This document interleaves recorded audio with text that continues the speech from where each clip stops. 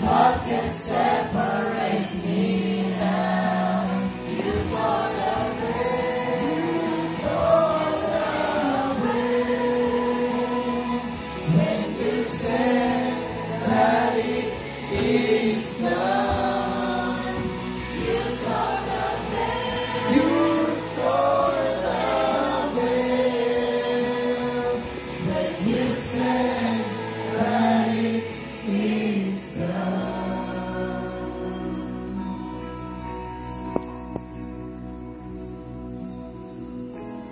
And when the earth fades, falls from my eyes, you stand before me. I know you love me. Oh, I know you love me. At the cross I bow my knee, where your blood was shed for me. There's no greater love than this. You have overcome the grave. Your glory fills the highest place. What can separate me now? At the cross I bow my knee, where your blood was shed for me. There's no greater love than this. You have overcome the grave. Your glory fills the highest place. What can separate me now? You tore the veil. You tore the veil. When you said that it is done, you tore the veil. You tore the veil. When you said that it is done, you tore the veil. You made a way. When you said that it is done, you tore the veil. You made a way. When you said that it is done.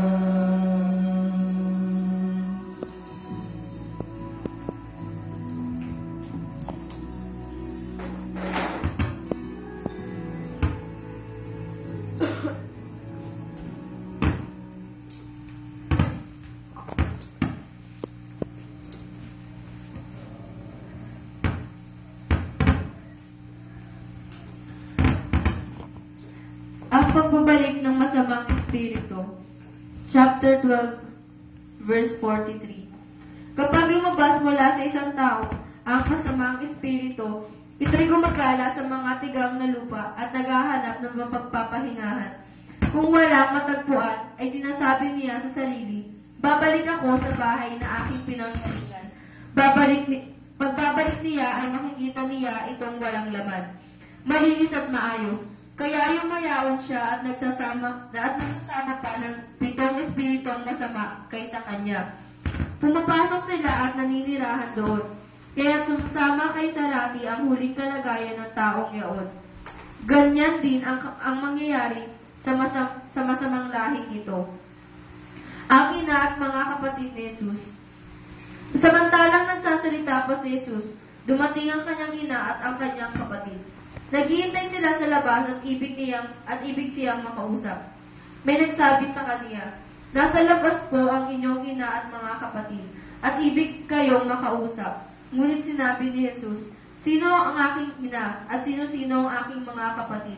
Itinuro niya ang kanyang mga alagad at sinabi, ito ang aking ina at mga kapatid, sapagkat ang sinumang sumusunod sa kalooban ng aking ama na nasa langit, ang siya kong ina at mga kapatid. Ang salita ng Diyos. Praise the Lord. Amen.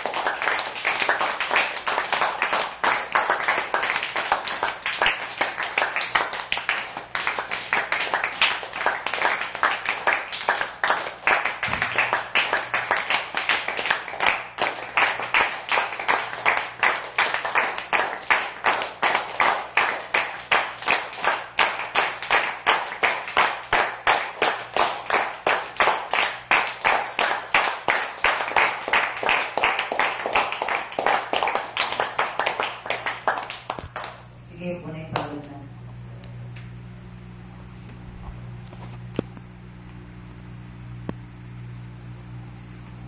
Tingnan na katabi. Tingnan mo kung pagod niya. At sabihin mo, sige, upo ka ng pagod yan.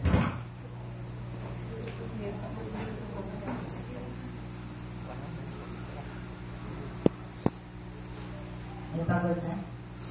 Wala po.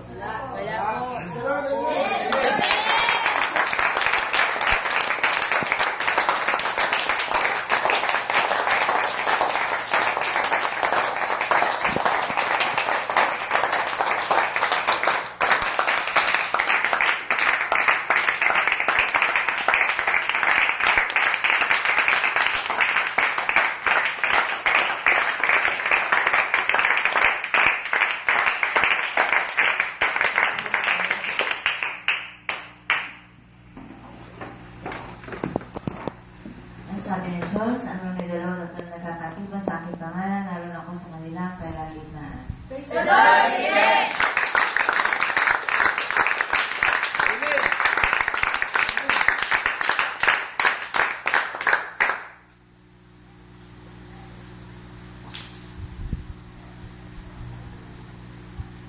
Sabi ng Diyos, hindi kayo ang pumili sa akin, ako ang pumili sa inyo. Praise Praise the Lord! Amen!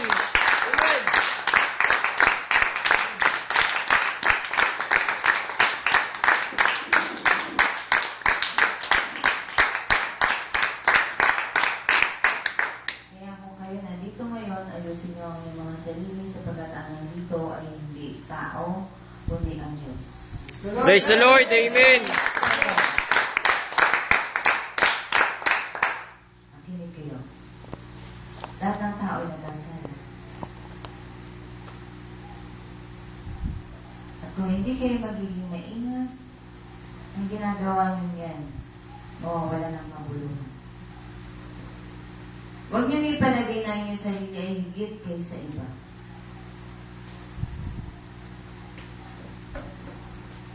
Kundi gawin niyo kung ano ang sinasabi ng Diyos. Praise the Lord! Amen!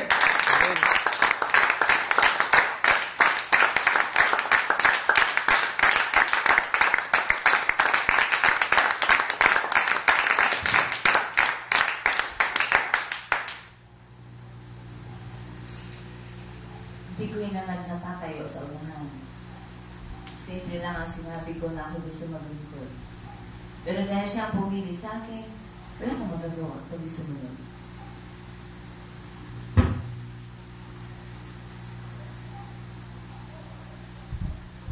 Ayusin niyo ang mga sarili niyo. Tingnan niyo ang mga sarili niyo. Okay na ba kayo sa harapan ng Diyos? Okay na ba ang Diyos sa inyo?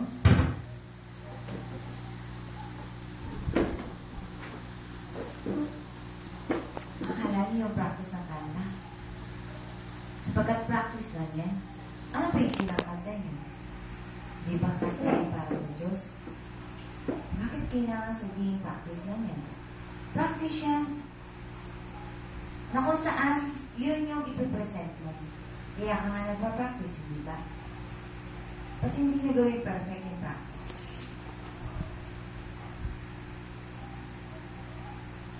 At yan, makikinig ng salita ng Diyos. Di ba training niya yan? Para maging perfect kayo? Pero bakit kailangan maging paulit-ulit kayong bumagsak?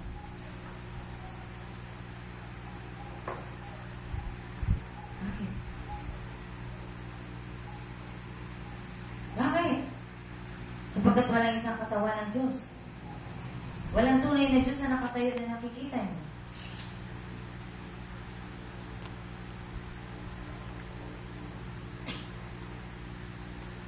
Huwag yung tingnan yung mga makasalibutan. Huwag yung tingnan yung mga makasalanan. At huwag ninyong i-compare yung sarili yung iba o angat kayo kaysa sa kanila.